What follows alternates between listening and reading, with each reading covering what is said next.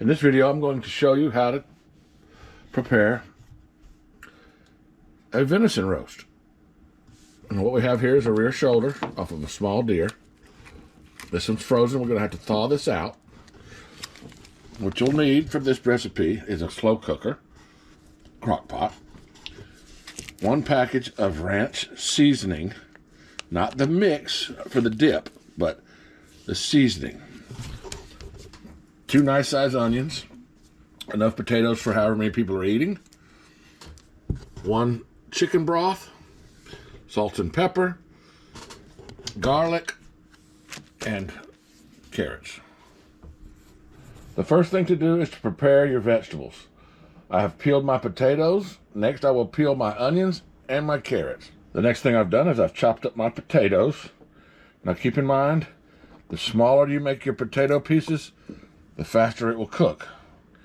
Now, this crock pot is going to stay on low all day from about 6 o'clock in the morning until 7 o'clock at night, or 6 o'clock at night, dinner time, whatever. So you don't want these to be too small so they turn into mush. Okay, keep that in mind when you do your carrots also. I'm going to use about half the bag, which would be half a pound of carrots. Now I will peel these. Now you don't have to skin your carrots if you don't want to, but I've done it both ways, without skinning my potatoes and without skinning my carrots, and I just think that this meal comes out tasting a lot better if you go ahead and skin your carrots and skin your potatoes. And of course you have to skin your onions. That's just a no given. I also did cut the ends off of my carrots. Once I'm done skinning these carrots, I will go ahead and break them into smaller pieces or cut them into smaller pieces like I did my potatoes, and I'll put those to the side and get my onions prepared. What I will do with my onions is I'm going to quarter them. I like to leave them into larger pieces so they don't cook down too easy or too quick, because they will cook down a lot quicker than the potatoes and the carrots. So I leave them into larger pieces. Okay, that's how big I chop my carrots up. About like that. Okay, this is what I've peeled my onions and cut off both ends. And this is what I like to do.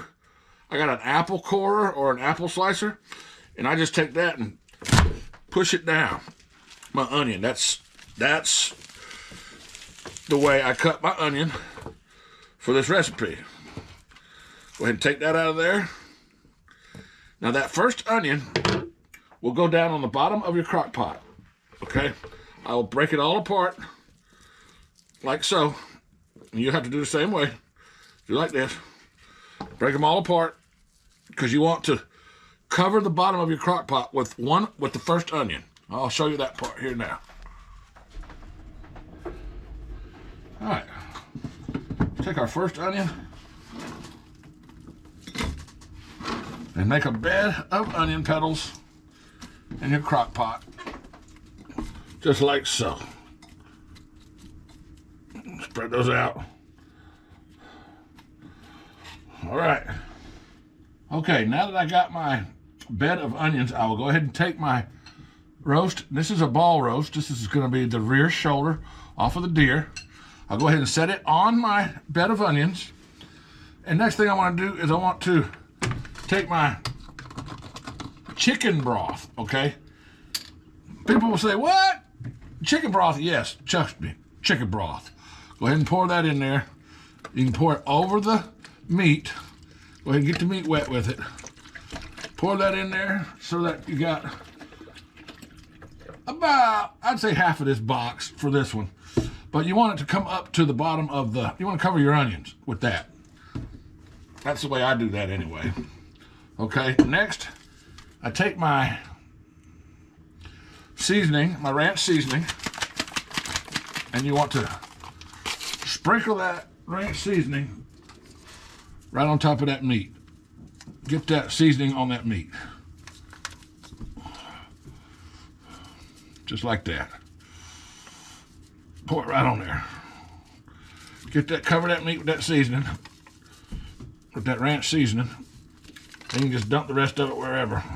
But you want to make sure you cover that meat. Get that meat covered with it. Okay, next step is you want to take your second onion. Do it just like you did the first onion, but let's spread that around on top of that. Let's just put that on top. That goes on top of your meat. All right. Thank you to my lovely assistant, Mom, for helping me do my onions. Now, I will salt. Do this to your taste, however you like it. As much salt as you need. Black pepper, you can't go wrong with the black pepper in this dish. It's probably going to end up needing more. But I am generous with my black pepper. You can use white pepper if you'd like. Either way. And next thing I will use is the garlic. Put some garlic on there. Okay. Next, take your potatoes and your carrots. Put those in. Spread them out like that. You can put your top on. Ta-da! That's not my top. Put the top on. Turn it on low. And let it cook until your carrots and onions and, well, your onions will be done, but I put this on low and I usually let it cook for what? I'd say 10 to 18 hours. Let it cook as long as you can. Actually, no, you can't let it cook as long. Just let it cook. If you start at 6 o'clock in the morning, it should be done by 7 at night. But check your carrots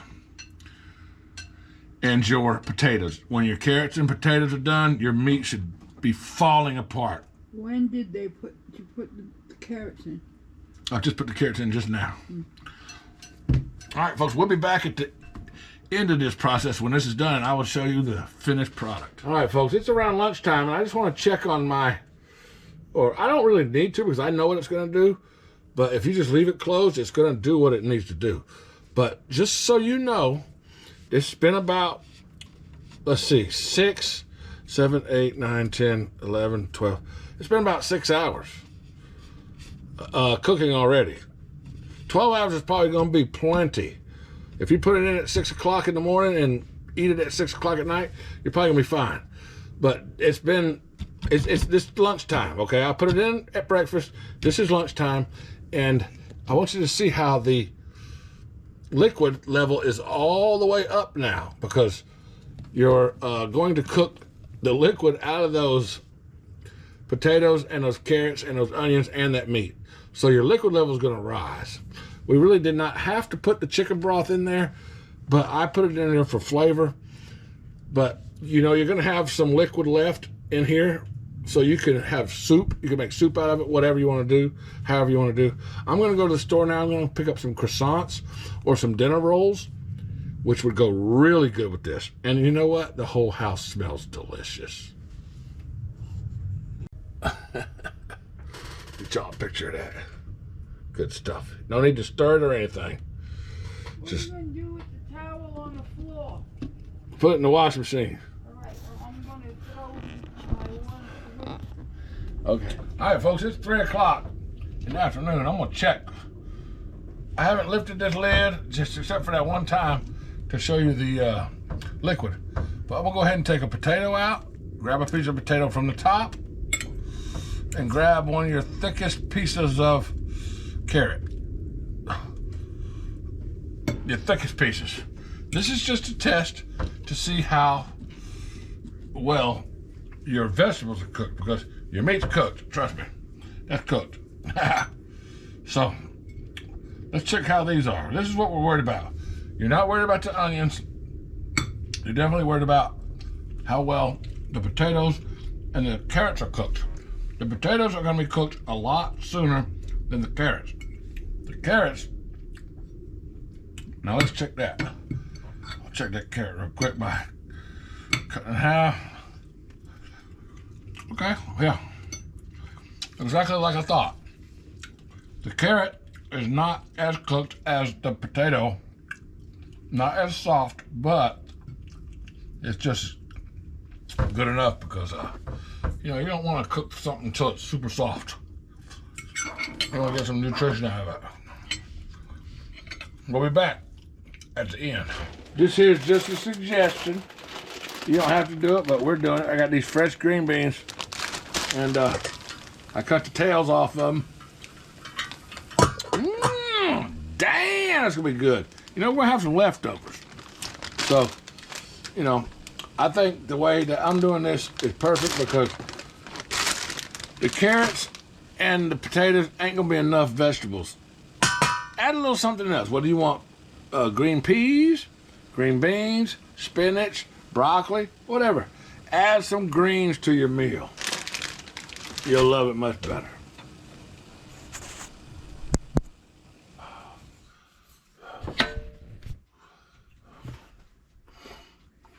All right, folks. I got the crock pot ready to go. Oh my God, that's so good. That smells so good. Let me shake that water off of there. I got croissants in the oven, toaster oven cooking right now. And that smells delicious. Right, what I really want to show you, I don't need to show you all of anything except for that meat. What I want to do is I want to pull my meat out and show you that. So I want you to know what it's going to look like when it's done. Wow, that's freaking awesome. So I'm going to kind of spread that away from it. It shrinks a little bit. Now keep in mind, this deer meat has 0 fat. 0 fat. Okay, I don't leave no fat on there, no silver skin, no connective tissue, no tallow, nothing. This is pure meat, muscle. That's all there is to it, and it's gonna be delicious. Let me get it out of here so we can watch it. I mean, we can watch it. Yeah, we can watch it disappear. Is what we're gonna watch. Let me get into the position where we can. Let me see.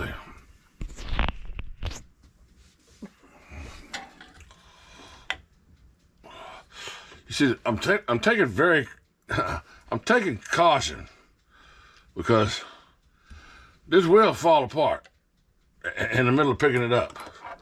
Okay, it'll fall apart on you. So I gotta be careful about how I pick it up. I think part of it's already fell off in there. There's already a piece in here somewhere. Yeah, I'm gonna say. No, I guess I got it all. Nope, yes, I got it all. Anyway, that's delicious right there, man. I'll tell you what. Here we go. This is what we got. All right, folks. This is what the finished product looks like. Put your fork in there.